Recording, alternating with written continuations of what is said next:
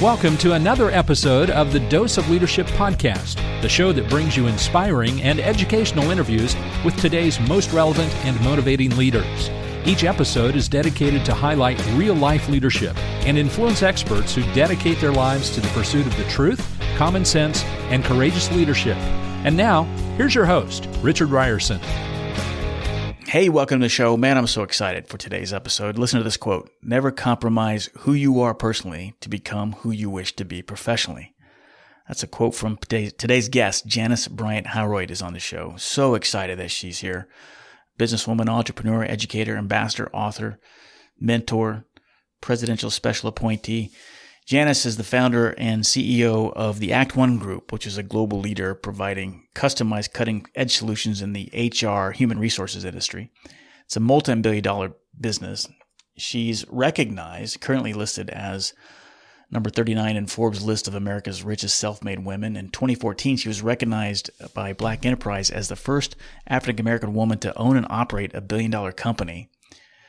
She was the first ever BET Honors Entrepreneur of the Year and received Black Enterprise's Business of the Year award. And in 2013, she was appointed a USA Ambassador of Energy at the White House. In 2016, she received a key presidential appointment by Barack Obama as a member of the President's Board of Advisors on historically Black colleges and universities. She's a community leader and advocate for education. She lends her guidance to select organizations and recognized all over the globe. In her hallway, in her headquarters, she hangs a painting which was inspired by the U.S. Supreme Court decision Brown versus Board, which outlawed school segregation, because she says she's a product of that energy. And we talk about that in this episode. It's a very powerful conversation by one of today's top leading entrepreneurs and a great example of leadership. And I just was so thrilled to have her on the show. You're really going to get a lot of value out of this show. It is brought to you by my Dose of Leadership University. If you hadn't had a chance to go check it out, go to doseofleadership.com/university. You can learn more about joining a select group, a community of like-minded leaders, people who are looking for and searching for significance, just like you, trying to become the best leader that you can possibly be. You're trying to find the time. You're trying to find ways to get more effective in your relationships and your time management, your accountability. You know that leadership is part of that solution. And that's what this university is all about. Join me and some group of 30 other like-minded folks that's going to help you, push you to become accountable, to become the leader you were called to be. You can learn more, again, at doseofleadership.com/university. You can watch the videos and look at the testimonials and see if it might be a good fit. If it is, fill out the form. It'll send an email directly to me, and we'll set up a time where we can talk to see if it might be a good fit for you. I'd love to talk to you about the possibility of joining the university. All right, let's get on with this great conversation with Janice Bryant Howroyd here on Dose of Leadership.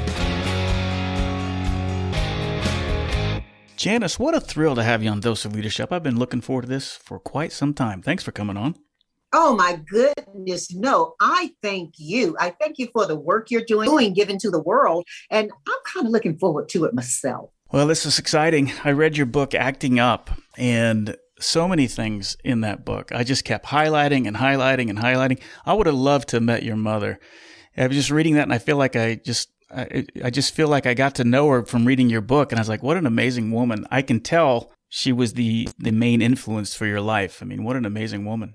Well, we're told that we know a tree by the fruit it bears. So I hope I'm a little representative of Mom. But just in case, I did get quite a few of her quotes and her teachings in there. And by the way, she's still thriving in North Carolina. She has not enjoyed being quarantined for the length of COVID, but she's such a faith-based woman. She was faithful that she and her friends and family would survive it. And so we're all going to see her on 4th of July, Rich. If you're here, exciting. Just come on by if you're vaccinated. Oh my gosh. Yeah. She just seemed like, I don't know, something that seems to be so vacant or a vacuum in kind of our culture. There's something about your mom that just seems to be missing in large measure these days. I don't know. It kind of reminded me of my grandma, my relatives I grew up with. I don't know. That's why I just was so attracted to what you had to say about her. Well, you occasion me to think about her on another level as well. And it just came to me as you were talking about her. Mom, number one, Elretha Knight, as a youngster growing up, was quite an incredible woman. Aretha Knight Bryant, married to my dad, was just a thing empowered. And she taught me the thing that I'm thinking about for the first time, Rich, with you bringing this up, is that Mom was powerful as an individual. Mm-hmm. She never succumbed her individuality to Dad. She was also dynamic in how she was a partner to him. Dad has passed away, and so much of who he was continues to live through her. But I just think there's a lesson in there somewhere that I have yet to explore about the gifts from my mother. My mother taught me how to be the lady I want to be in the Southern sense and in the progressive New World sense. She also taught me the beauty and the power of service. And so you're causing me to think about her on a lot of levels right now that I think transcend gender and speak to how we lead our lives and how we lead others in that process. And I thank you, because that's a gift for me this morning. Yeah, I mean, just reading it and just these images of just the shoulders that you're standing on. I mean, obviously your mom and your dad, but your mom particularly. Your dad, some amazing stories about your dad in the book too that I was just so impressed with. But yeah, I mean, and I know you know this. I mean, I know that you're standing on their shoulders, and the shoulders that, made them. Had me start thinking about just the impact of influence and legacy. Like what was your grandparents like? What were your great grandparents like? Something had to happen to have that continuum be passed down, right? I mean, that's what I find amazing.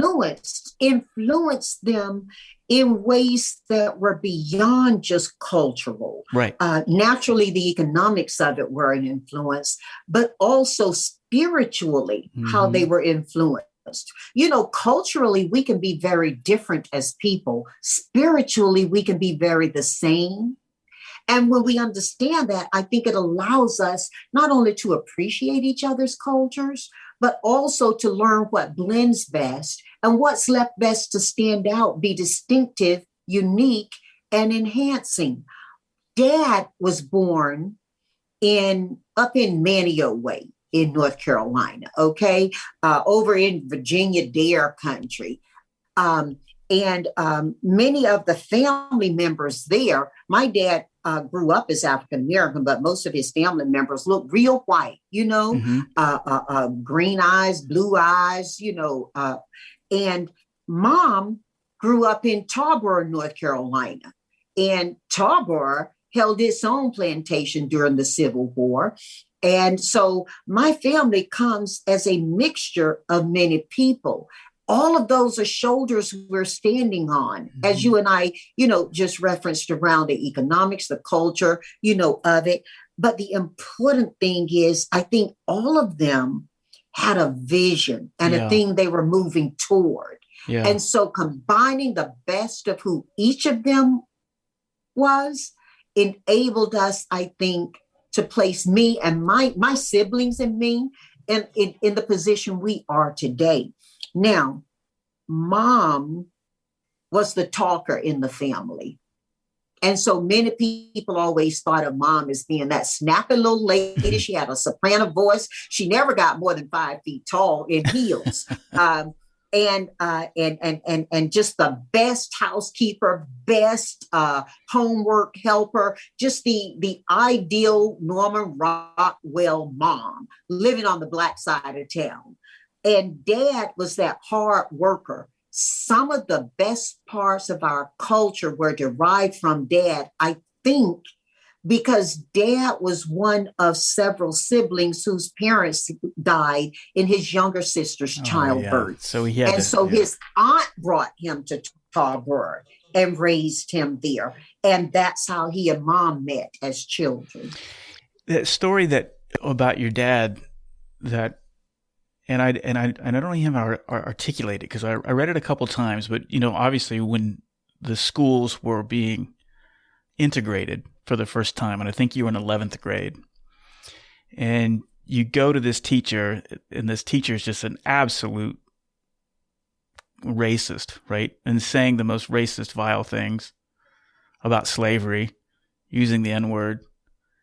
And you go home and you tell your dad, and your old man says, look, you go back there, and if you want me to go back with you, I'll go with you. I'll take a day off of work and I'll go do this.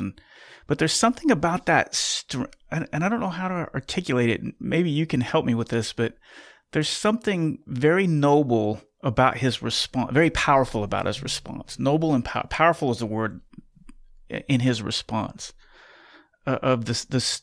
I don't know if it's stoic. Well, Rich, go ahead. Rich, Daddy was also the man who said, if you go to bed at night and you're not settled between yourselves as siblings, it's your attitude, it's not your aptitude. Yeah. Dad wanted us to be free thinkers. He wanted us to have the freedom of our thoughts and the discipline of our behavior. Yeah. And in his response to me, I think he exemplified two of the things he thought were strongest of matter in raising his children. We were never told not to say something to him or mom. We were told how to say it respectfully, at the right time, and with good intention. But we were left to say those things we honestly thought. He felt by doing so, not only could he guide us with where he had wisdom, you and I will agree that wisdom is knowledge well married to experience. He also felt it would help us to be a strong tribe. He wanted his children to get along.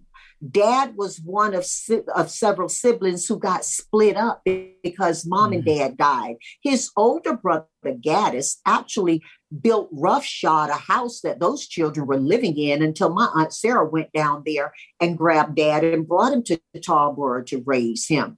And so he wanted family more than anything, and he respected hard work. Those kids worked hard. I'm talking about young children living in a cabin that an older brother built until his aunt came to pick the baby up. And so he brought a lot of that into his marriage, and family was critical to him. He insisted that we never hold back on what we were thinking because he thought it was so important toward solutioning. I honestly think the world could use a little bit of Dad today. For sure. When we cancel people on some levels before we actually find out how to guide them on others. And I don't mean to be political here. I just really think that in a country as great as America, or a world as great as we have, technology is enabling us to have conversations just as you and I are having right now on bigger and deeper scales. And so at some point, we've got to know how to speak with each other. Do I make sense? Yeah, it makes perfect sense, And I think that's what I was getting to about the power behind it, because what he was really saying there, in addition to what you just said, was that nobody can take the ultimate freedom from you, and that's how you respond to any situation. Like nobody can take nobody can take that away from you. We have a saying in my community, Rich, and I'm sure you've heard it. It may belong in yours as well. It's not what they call you, it's what you answer to. There was a lot. It's so interesting that you picked up on that part of my book, my conversation with my father, because there was so much in that continues to teach me and give to me. I mean, Dad, think about it. Here's a man whose early teenage daughter is in a circumstance that's not only physically challenging, but emotionally and mentally challenging before we even get to the academics of it all. And how do you answer your daughter who says, I don't want to go back there? When the high school is right across the street from our home where all the other Black people are going. But Dad lifted the veil of his care to be able to trust the strength of what he taught me thus far. And he truly, I believe to this day, would have been supportive of whatever decision I'd made. He wasn't steering me toward a decision. he was steering me toward thought. Yeah, he even, he gave you the choice too. Like, do you want me to go with you or not? And just the fact that he was willing to do that spoke a lot of power and truth to you too, right? That allowed you to, yeah. Yeah, I don't know why. It just stuck out to me. He just seemed like a man of courage and a man of integrity. Again, things that wow, you're gonna make me cry. Sorry, because we're right in front of Father's Day here, and he was, and I was a daddy's girl. Let me tell you, I was a daddy's girl. So much of what I learned from him, I didn't just learn standing or sitting with my siblings on Thursday night, which was family night for us to, go through the week. Thursday was the day Dad got paid. So before we could get our nickel a quarter, whatever we were going to get that week, we all assembled as a family for a meeting. But I learned a lot of what I learned from my dad sitting on his knee as well, Yeah. Or sitting beside him watching old TV shows. I don't know if you remember Bonanza, The Lone Ranger, Sugarfoot, all those old shows. Those were daddy shows. I watched them with him just to be in his presence. Well, I don't know why I gravitate towards those type of, like I said, reading about. I guess it's because I'm always reflective about the shoulders that I'm standing on, and like think back to those subtle lessons that maybe even your parents don't even remember, right? I mean, it just speaks to the power of influence and how influential we are without even trying, and think how much impact we could have if we became intentional about it. And that's what, that's why I do this show, because it reminds myself of like just the power of influence. I mean, I remember, my kids telling me of stories like, remember when we did this and you told me this, and I have no recollection of it. I don't even remember. We were making cookies or something, and they remember this. Oh, during COVID, I'm sure we've all heard stories from our kids telling us stuff we've forgotten. But we're always teaching, aren't we? Everything is teaching. It's just up to us to learn. Yeah. And I need to pause because I was taught better than this. And we're well into our conversation, and I've not stopped to thank you for the work you're doing. The work you do here on this show is incredible. So thank you for it. Well, I appreciate that. But it's just amazing. I saw you on, I remember reading about you a couple of years ago. Then I was refreshed to see you on the Wall Street documentary about Mark Wahlberg. You had a couple commentaries on Wall Street. And I think that's what I was like, God, I really would like to have her on my show. An amazing story. Like I said, we talked about your childhood and coming up during those times, those turbulent times, and setting the stage, and in the 70s in California, starting a business. So many firsts. The world as it was, particularly for women entrepreneurs, was completely different than it is now. You had to be a trailblazer. You had to put up with a lot of stuff. You had to be courageous. You had to battle the imposter syndrome, all of those things. It's just an amazing story. Yeah. So somebody told me once, and it was recent. If I can remember the name, I'm going to give credit to it before this conversation is over. But the message was so important. They said, when I think of, because I had said, I'm tired of being the first. And they said, I feel you on that. The thing about being a first, it simply means that you were the first one to that opportunity. Mm-hmm. But there were so many more gifted to the ability of it. And sometimes I think we take being a first as something truly heroic, when if that opportunity is presented to us for the first time, it really would be cowardice or less than optimal to not perform to it. You have a military background. Mm-hmm. I think you understand how strong a unit is and how important every part of that unit is to everybody's success.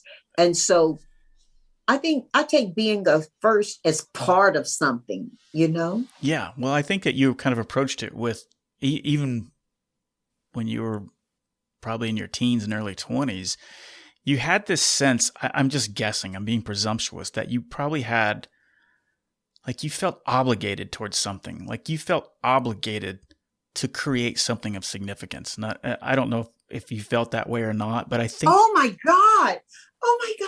you know, I don't know. I feel as though I'm on your couch right now, you know.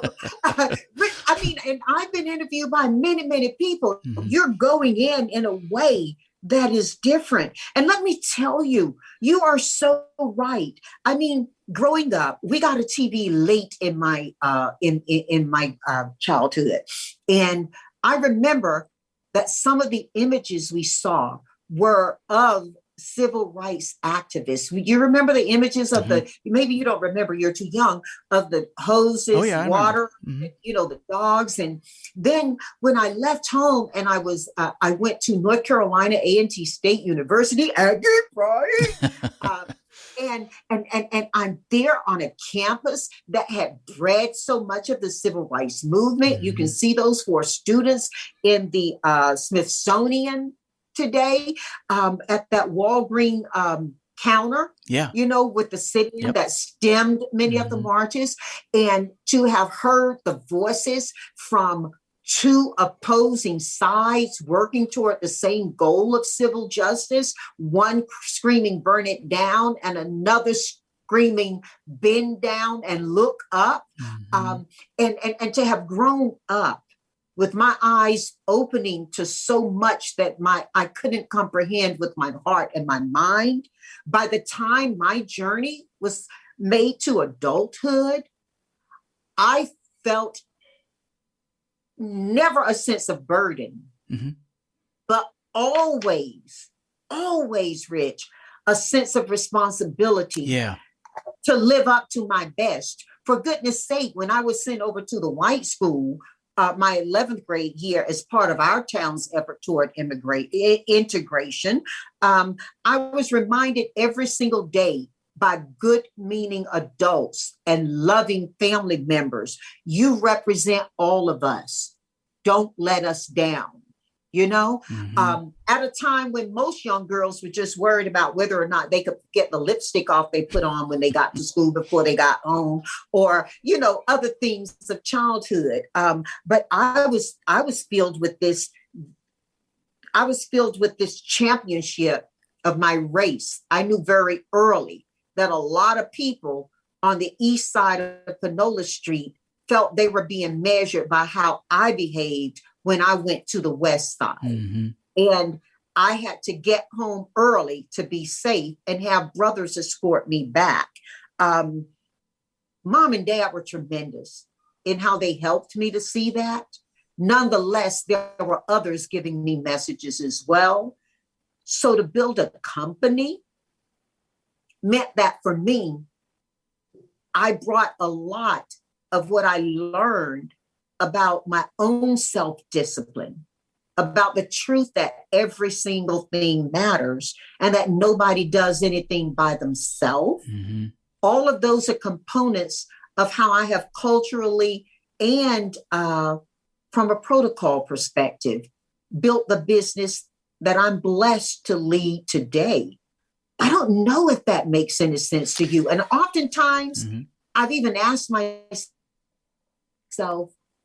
to leave some of that stuff behind and enjoy the moment. I don't know a single moment in my life where I'm not conscious these days of those early teachings. Well, I mean, all those experiences everything, even when we're sitting right here, right now, all those past experiences have made us who we are right now at this moment. And so to ignore them would be, kind of foolish, right? But I think it's like what you do with that, because it's easy. And this is where I think, it speaks to kind of the challenges that we're even facing today. It's like, you're to me a great example. Like, you went through a gauntlet that I can't even imagine. And you chose, and again, it goes back to like we were talking about your old man talking about, that subtle message, that powerful message of nobody can take that freedom of how you choose to respond to any situation. Like, that became ingrained in you early. And so even as you go through all that gauntlet of everything from high school to starting your business to being a woman in the business in the 70s and dealing with all of that, everything, you still chose to respond in a very empowering way. And I think that gets lost in today's noise, right? Which it does. And it also frames how you see things going forward. Let me tell you something. I don't know why this comes to mind right now, Rich, but I remember not too many years ago, I was invited to speak as part of the President Series at a university in Florida. Went down there so excited, received with so much welcome. Everything was beautiful about this experience. I was going to be one of 4 executives on a stage speaking to the business school and other students and community-minded people who were there. Right before my name was being called to enter the stage, and I was the last name being called, I got nervous. Mm-hmm. And what I was seeing, instead of everything else that was beautiful about that moment, was that I was the only Black person on that stage, the only woman on that stage. And when I looked out in the audience, I couldn't see anything but white students and people on that stage. I went ahead and I said my little prayer I say before, I go to the book of Luke because I'm born Christian, and ask that, I don't be focused on myself, but that I allow God's words to speak through me and I be but a vessel. And God must have answered, because at the finish of that, and here's the thing that I'm thinking about, I just preamble with that. At the finish of that, when we're all standing there and the students are free to come up and talk, it seems as though had it been a boat, it would have tilted the whole room and kind of crowded over toward my end of the stage. And the first people to greet me were these gorgeous young blonde, blue-eyed, brunette, excited young women. And here's what they said. "Oh, Miss Janice, we had to get up here to see you. We got questions, but can we take a picture first? We are so excited to finally see somebody like us on stage." Mm-hmm. They didn't see Black. Mm-hmm.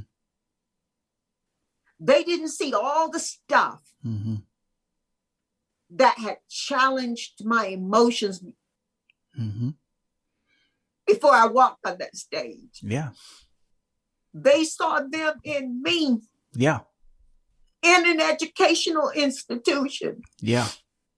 In my 11th grade, that would have been worth rubies mm-hmm. for me to see somebody. Yeah. And so I don't even know why we're going here. That was great. No, it's awesome. But I walked out on that stage seeing myself as the only and very different and apart from, but with a good message. Right. Those girls saw themselves. Right. Right. They saw me through a different lens than I saw myself. And the responsibility to that, oh, excuse me, please. The responsibility to that, it felt big, but it also felt so doable. Yeah. They changed how I walk onto stages. Wow. That's amazing, because that gets to the point of what kind of drives me crazy with like the narrative of everything that we see. Like we can't even like you, gosh, you saw yourself in a different lens, right? Yeah. They saw somebody, they saw them in me. They saw somebody who looked like them to me. These are young white girls on a college campus. They saw somebody who looked like them. Right. And they have taught me for the rest of my life. I went there to teach them. Right. But wow, what they taught me. And I think as leaders, we've all got these lessons that are being given us when we open to learn them. Sometimes we're so busy teaching, we forget to learn, maybe. Yeah. Well, I mean, there's so many things I'm thinking about. My mind's kind of racing right now, but I mean, but it speaks to kind of your core belief that the principles of success, and this is for everybody, and I believe this wholeheartedly, that the principles of success do not depend upon gender. They do not depend upon race. And even though, as you say in your book, that the techniques and the biases do exist, and we know they exist, mm-hmm. But those principles work for everyone and everyone, right? I wish it could be, my experience could be the same as yours, but it can't. It's just that life isn't that way, unfortunately, or fortunately. I don't know if that's good or bad, to be quite honest, because the going through the gauntlet that you did, and again, it goes back to the power of choice, shaped you into this wonderful, value-added individual, right? And it doesn't whitewash, no pun intended, it doesn't whitewash the ugliness that we've experienced or the society has produced, but it speaks to the nobility and the power, or the power of freedom and the power to choose and all those great principles. Rudyard right? Kipling said, and he spoke from a gender perspective, I teach all my employees and friends to please take the gender out and neutralize it. Mm-hmm. But he says in the first lesson of his poem, if we can keep our heads when all about us are losing theirs and blaming it on us. Yep. I think so many during COVID have had great opportunities to think back on that, whether they know Rudyard Kipling's writings or not. And I think in a way, what you and I are talking about is the ability to keep our heads and make our choices. Yeah. The composure piece. Absolutely. Yeah. You know, once we give way to the flame, we burn. But if we can just realize the purpose of the heat, I think we can adjust it. I like that. Yeah. The purpose of the heat. And that speaks to the seeking to understand, which is what nobody really does well, despite all this advances in technology. It's the seeking to understand. It's this empathy quotient or the emotional quotient that doesn't get exercised enough. And my challenge, my gauntlet in life is not something to measure against someone else's. Yeah. That's a futile effort. Right. The things that you've gone through in your life from your frame give you equal opportunity to display what you said earlier, Rich. It's about that purpose that we have and how we move forward is how I interpret it. Where you were talking with me, that influenced me to think back about my mom in a way I hadn't. Yeah. Yeah. I mean, I'm just trying to think, how old were you when you started Act One was it 78? Was it in California? 1978, and I was too young to do it, so don't worry about that. Right. Actually, yeah, I shouldn't be asking what the age was. Yeah, I mean, so here you are. I mean, I think, if you can look back now, I'm curious what your mindset was. What was the dream then, I guess? I mean, obviously to start a business, I mean, I know that, but if you could sit there and say, what were you hoping to accomplish? You are going places today. Sorry, I'm just curious. Honestly, I didn't have that dream to build a big business, and I'd not had a lot of entrepreneurial role models in front of me. It was a way that I was going to earn a living differently than I had before, and it was going to be fun. And it didn't and I shouldn't be saying that. I mean, as an entrepreneur, I should be expressing that I had this great dream of doing this or doing that. I did not. It was an easier gig than finding a job.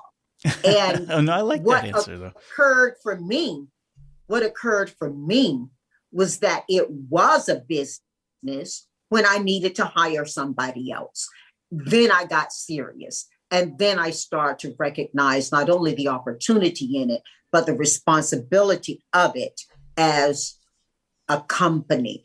But to sit here and fake you after so much technologically supported intimacy of conversation would be wrong. The truth is, when I started the company, I didn't see its future. It was just helping me get through my present. Well, yeah, but I love that answer because it's not something to be proud of, but it's the truth. But, and I hope I've I hope I've made something to be proud of from it. Absolutely. Well, sure you did. But I don't even think that answer is something to be, I don't even think that mindset to have at that time when you did that is something to be ashamed of by any means. I mean, yeah, you could probably done it better, but you did it because you were, for some reason, you were listening to something. You were listening to some sort of calling, but you probably couldn't define it. My brother-in-law, Tom Noonan, a first-generation Irishman who told me, he saw in me what I didn't see in myself. He told me, you've got to give it a shot. You know, he used these words, hang your own shingle, you know. And I don't know to this day, because I never went back to ask him. We were too busy having fun on other levels, my brother-in-law, my sister, and me. But I don't know to this day if Tommy really was protecting me against what he knew was in some ways the same kind of racism in LA that I thought I'd left on the East Coast, or whether he had all that confidence in my ability. Right. Yeah. But he was a great guy, and I'm forever grateful. And you know, why we start things, I teach people it's important to revisit why you start something, whether it's a business, an initiative, or even a relationship. You know, what were you looking to then? And is that still what you're looking to? Life is so iterative and it can come apart at the seams, but it can also be put together like a puzzle. It just depends on what you're looking for. Do I make sense there? Yeah, absolutely. When I think it speaks to, I thought a great part of your book in Acting Up was when you were talking about building your own personal brand. I mean, how I interpreted that when I read it, it's kind of what we're talking about here. It's like, if you caught, what I heard you say is if you could kind of replay the tape, you know, this 20-something-year-old young woman could have probably been better suited, or you would have felt better about yourself if you would have done the work to discover what it is you're trying to do and why. But it's hard to do when you're in your 20s. Like you said, and you were just trying to do something besides get a real job. You were trying to have fun and do that, which, again, I don't think there's anything wrong with it, because I still think you were listening to something. You probably just couldn't articulate it. But I think, because I look back when I think about my 20s, same thing. It's like I did it because it just felt like I wanted to do it. I certainly didn't sit down. And you know, the big thing, some people get it early, some people get it later. But the big thing, I think, you don't force it. Right. You really need to know you. Yes. So that you can come to it whole. You can come to it with the level of commitment it deserves to be driven from.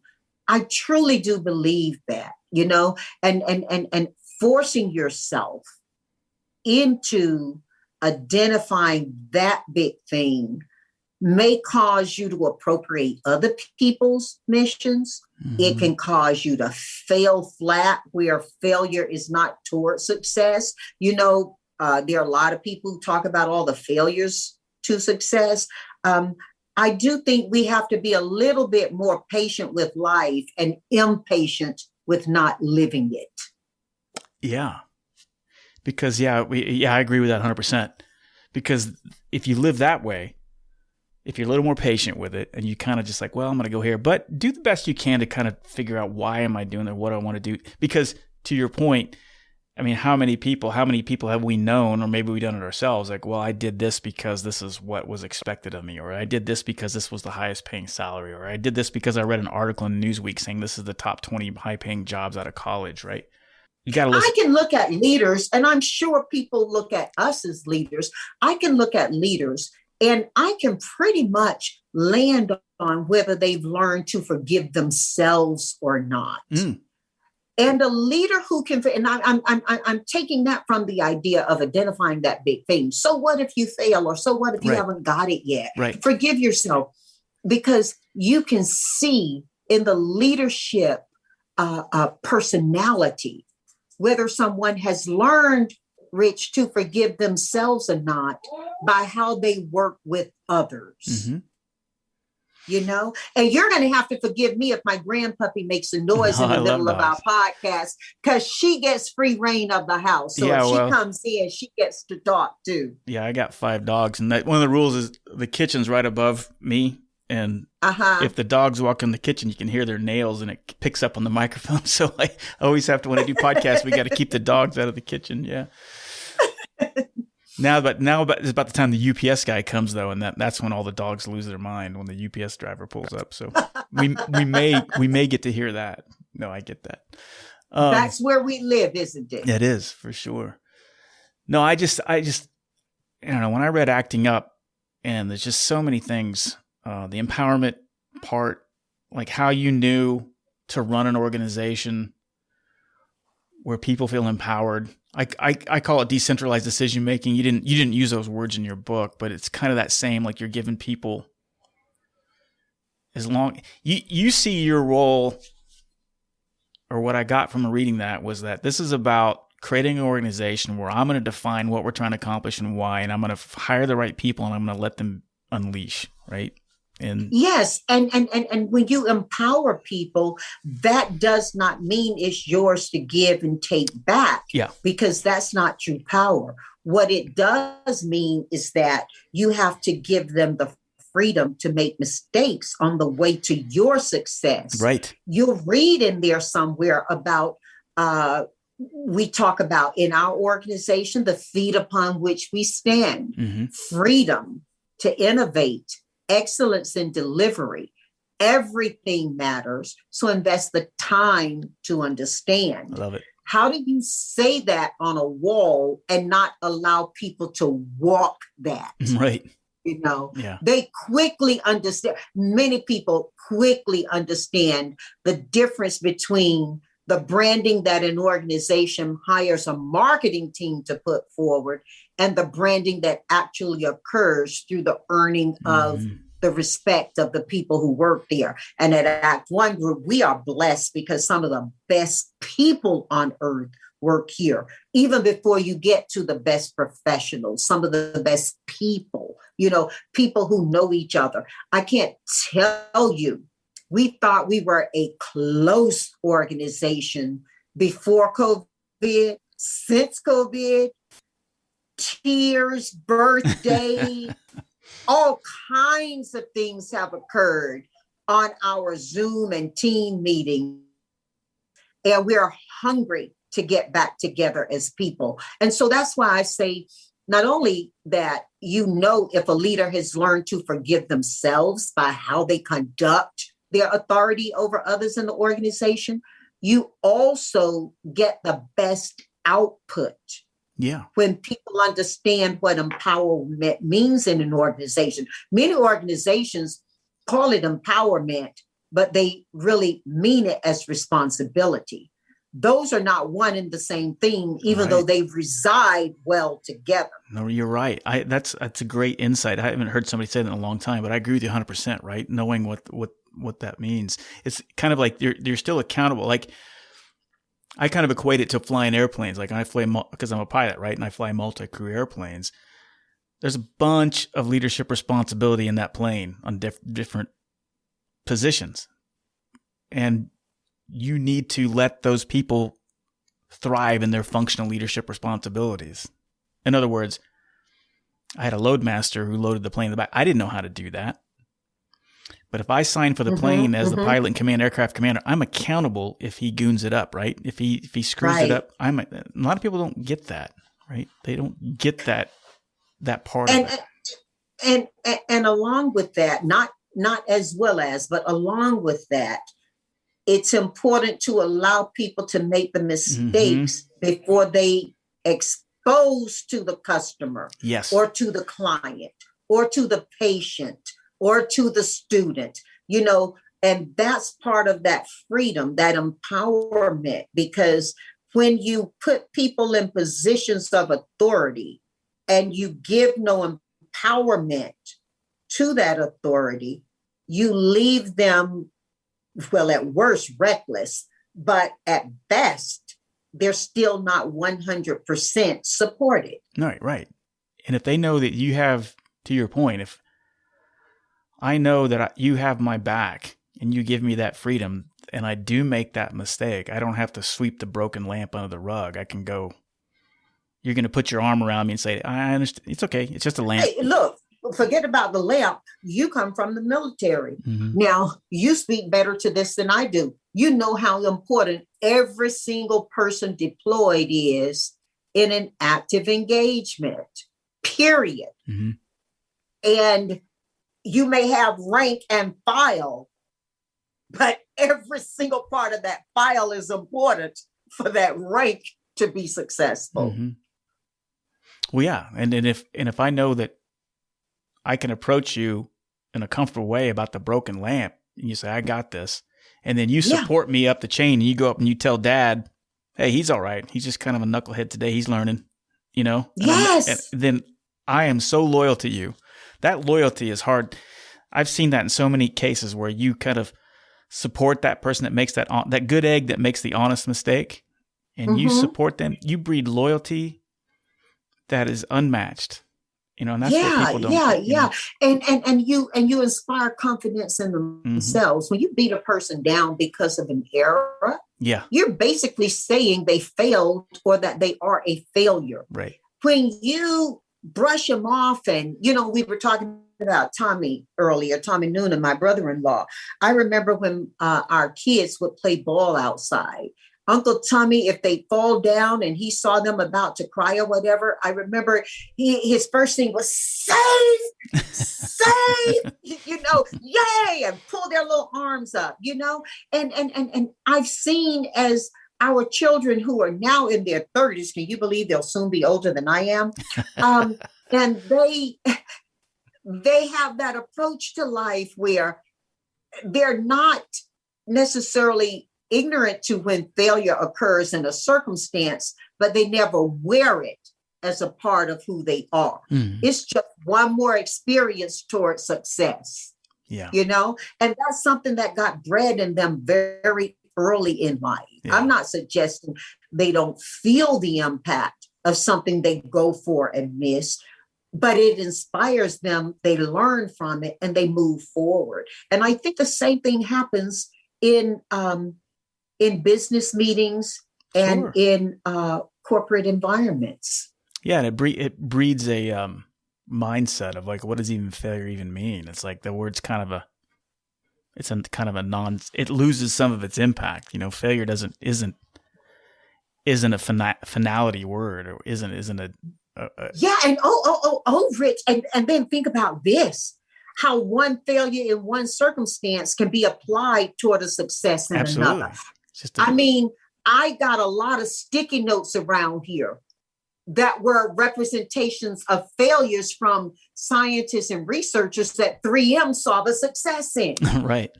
I was visiting one of our national labs, and I think they told me that some researcher just took the mistake and started sticking it with notes up, and 3M said, I can commercialize that. Right. But it was originally supposed to be a way to build plane wings that didn't fall off. That's right. That's right. And so we can use everything for the good. Now, I come from a biblical background, so some of that may be from my biblical teaching that God can use everything for the good, right? But I think in business we can also learn that, when we don't make people afraid to fail out loud. Yeah. Empowerment is about allowing people to fail out loud on their way to success. Yeah. If they got to hide those failures, nobody's winning from it, and it may destroy them. That's right. Yeah. Embrace the mistake. In the aviation community, we called it embrace the failures, embrace the mistakes. They just can't be fatal. Oh, I love that. They just can't they can't be fatal, right? And so, yeah. And so embrace them and talk about them openly. That's one thing I got from flying airplanes and debriefing. Like when you got back, you would just openly talk about how I didn't do this too well and we did that, and you just kind of own up to it. And we were talking about first. I'm sure when you fly a plane, you get those first times, and I don't know this, I'm just thinking it, that you get those first times you encounter this weather, or the first time you encounter that circumstance. And you got to put everything you've learned up until then to work in order to get to where you're going. Yeah, I think having that humble, teachable spirit always, right? Never getting too big for your britches, and just realizing you can learn something from every moment, no matter how many times you've been down this road. You're right, because it's those moments where I got too comfortable or too cocky that the aviation gods kind of humbled me and slapped me in the face and said, not so fast. Right. And so. Or when things got really rough and Captain Sully had to make decisions that were human decisions and that were wrapped around what his professional knowledge taught him. Exactly right. I think he even said that, everything up to that moment, everything I've learned my entire life up to that moment brought itself to bear at that exact moment, right? Mm-hmm. Mm-hmm. Mm-hmm. How we apply skill to humanity. Mm-hmm. Mm-hmm. Yeah, wow. You know, Rich, you've taken me into some places emotionally and dare I say intellectually that I hadn't thought we were going to be doing. I thought we were going to just be, textbook leadership combo. I should have known better after listening to you for so much, though, that you would do the same thing to me. I don't know. I'm just curious, right? I'm sorry I didn't mean to take you down this path. It was just fun. I mean, everybody is, like I said, I've done this for 8 years and there's nothing new under the sun, but the way you wrote Acting Up, I mean, it really resonated with me. Again, it's just the simplicity of it all. When I mean simplicity, I don't mean it's simple. I mean, it's the clarity behind it is just, it was refreshing. And that's one of my teachings. Simple doesn't mean easy. Yeah, right. It doesn't always mean easy, does it? No. Yeah, to do something simple takes a lot of work, right? To write a really, and I don't know, and again, it was just the references to your parents. You're talking about the Art of War, Sun Tzu, and that surprised me that was such a big impact for you and your late husband's kind of mindset there, and I thought that was great because I'm a big fan of Sun Tzu too. I don't know, I think you're an amazing individual and you got so many great lessons to teach people, and you've done it. And that's how you look at life, right? You feel like there's an obligation to make the place better than you found it. I mean, I think that's and how incredible was it that these years later, this white guy from Yorkshire decides that he sees something in me that he can't live without. He got there first, Right. I mean, Bernie transitioned in August, so I have to be very honest. I do believe he's an angel, literally and physically over my shoulder. But how incredible is it that everything matters. The way my parents raised us allowed me to have a heart open to hear him, because a lot of folks growing up during my time or under my circumstances might not have been as open or trusting of some as white as you can get in life guy. Right. Coming up and saying, trust me. Right. So, yeah. And trusting him was one of the best decisions I ever made in my life. Yeah, I would have liked to have met him too. He seemed like a really, really, really great guy. Yeah. Rich, he never got more than a 4th grade education. Really? Yet I watched him instruct professors, doctors of their craft. Yeah. He was one of the brightest people I'd ever met. And at the point I met him, and he had traveled the world so much and learned from every encounter. And he was one of the most open. We're all talking about DE&I, diversity and, inclusion. And he came so humbly already there into my life. He is one of the greatest people I've met in my life. And I've met a lot of people who are known for being great. Yeah. What a blessing. What a blessing to know him. Yeah. You guys were meant for each other. And it's just, just the wisdom and it's so great. Like I said, you honored him, your parents in their book, and it's just great. I remember asking him what his middle name was. And I won't try to fake his Yorkshire accent. You know how people play on it. But he was full of ideas and very, very Yorkshire, very heavy accent. And he said his name was Bernard Howroyd. And I asked him, oh, yeah, late. I said, what's your middle name? And he said, I didn't need one. Bernard was enough. What an awesome answer. That's awesome. He said his mother knew he wouldn't need a middle name. That's great. And I tell you, right up until the day we signed to get married, I was still looking, what's that middle name this man didn't want? But when I met his mother, you talked about how our parents' influences and the shoulders we stand on. His mother, Lizzie, had quite broad shoulders herself. Her name was not Elizabeth. It was Lizzie, Lizzie. And she married a Yorkshireman. She was from Lancashire. And wow, did Bernie get some combination of the two of those as well. Well, that's great. Well, Janice, I've taken up a lot of your time. This has been such an impactful conversation for me. I am so blessed to have met you, and I hope we can stay in touch. But is there anything else that we didn't touch upon that you'd want people to know before we wrap it up here? You know, what you do is so important, and thank you for giving me that platform. I think it would be iterative and reiterative, but I'll give it. My daughter says, never say but. It means everything you just said is no longer true. That's right, yeah. So I would repeat, never compromise who you are personally to become who you wish to be professionally. Right. That doesn't mean being selfish about the things you really want. It means being wholesome and honest to who you really are. Yeah, I love that. Well said. Janice, thanks for coming on the show. How can people learn more about you and reach out to you? And we didn't even get to what's next with you. What's exciting down the path coming up here? But how can just visit AskJVH. That's a .com. AskJVH.com. We'll have links to that on the post. But gosh, Janice, thanks for coming on the show. Thank you. Hey, thanks so much for tuning into the show. I hope you got some value out of this episode. If you did, please do me a huge favor. Tell somebody about this show.